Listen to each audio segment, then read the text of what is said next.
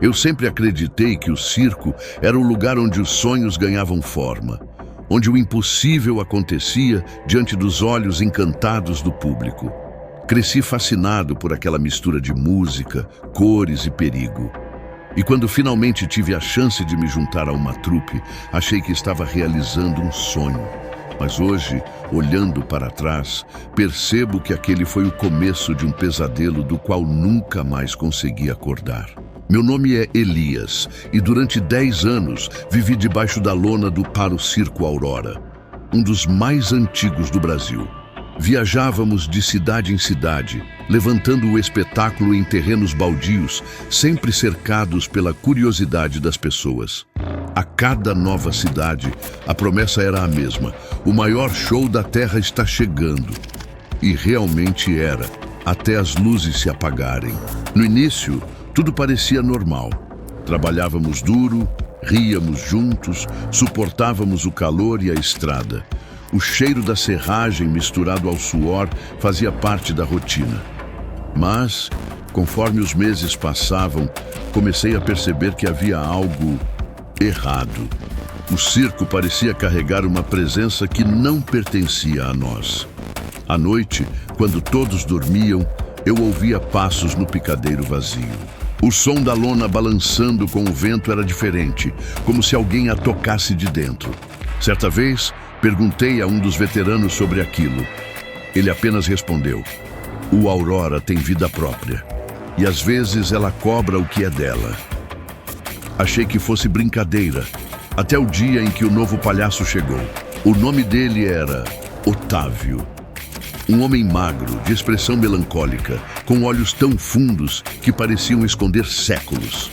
Ninguém sabia de onde ele vinha, mas o dono do circo o contratou sem fazer perguntas.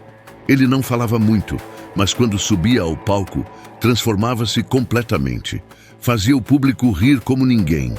O problema era depois do show. Otávio nunca tirava a maquiagem. Mesmo à noite, quando todos já haviam se deitado, ele vagava pelos corredores, sempre com aquele sorriso pintado e o olhar perdido. Eu o vi várias vezes parado em frente ao espelho do camarim, imóvel, como se conversasse com alguém. Um dia, tomei coragem e perguntei o que ele tanto via ali. Ele apenas me respondeu, sem desviar os olhos do reflexo: "Nem todos que sorriem estão vivos, Elias." Depois daquela noite, as coisas começaram a piorar. Animais adoeciam sem explicação. Cordas se rompiam sozinhas. E durante uma apresentação, a trapezista caiu. O equipamento estava perfeito, mas ela jurava ter sentido mãos frias empurrando-a no ar. O público achou que fazia parte do espetáculo. O medo começou a se espalhar entre nós. O dono dizia que era coincidência, mas ninguém acreditava. Alguns artistas pediram para sair. Outros simplesmente desapareceram de madrugada, deixando seus figurinos para trás. Mesmo assim, os shows continuavam e o público crescia, como se aquela energia sombria os atraísse ainda mais. Numa noite de sexta-feira, chovia forte. Eu estava terminando de guardar alguns equipamentos quando vi uma luz fraca vindo do picadeiro. Pensei que fosse o zelador, mas quando entrei, percebi que era Otávio. Ele estava no centro da arena, completamente imóvel, olhando para cima. A lona tremia com o vento e a luz piscava como se fosse respirar junto com ele. De repente, ouvi uma voz. Suave, distante, mas que parecia vir de dentro da minha cabeça. "O show nunca acaba, Elias." Corri, sem olhar para trás. No dia seguinte, contei o que tinha visto, mas ninguém me levou a sério. O dono apenas disse que Otávio havia saído da trupe naquela manhã. Estranhamente, ninguém o viu partir. Os dias seguintes foram estranhos. O circo começou a cheirar a queimado, como se houvesse algo incandescendo debaixo da lona. As crianças riam, mas o som delas parecia ecoar de forma distorcida, como se viesse de um lugar distante, até que veio o último espetáculo. A plateia estava cheia.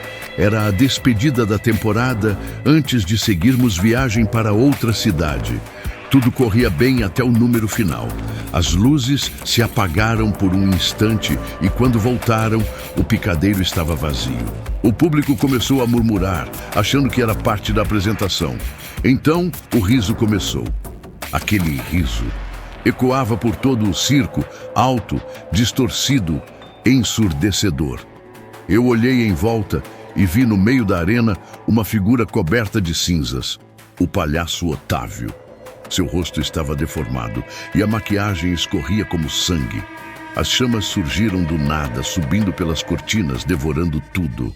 Gritos tomaram o ar. Corri até a saída, puxando quem consegui. Quando olhei para trás, vi o palhaço me encarando em silêncio, imóvel entre as chamas.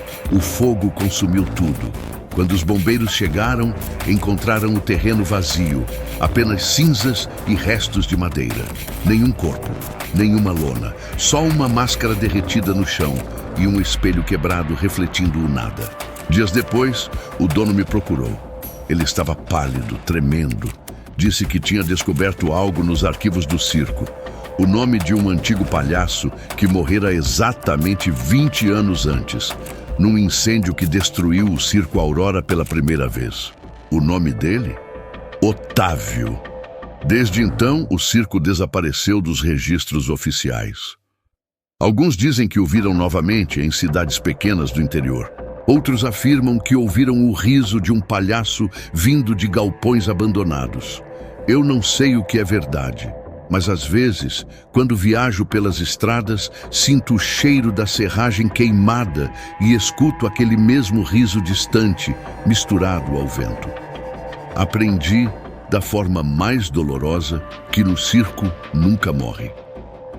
Ele apenas muda de lugar, procurando novas almas curiosas o bastante para entrar debaixo da lona.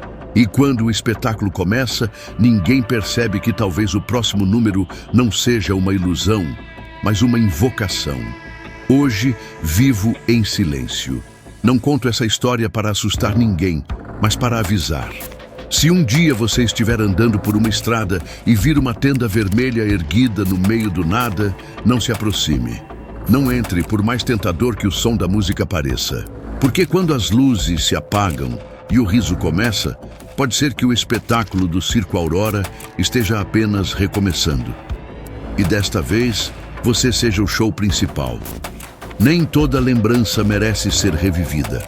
Algumas histórias permanecem vivas apenas para lembrar que o medo tem um palco e que, no fim, todos nós somos parte dele.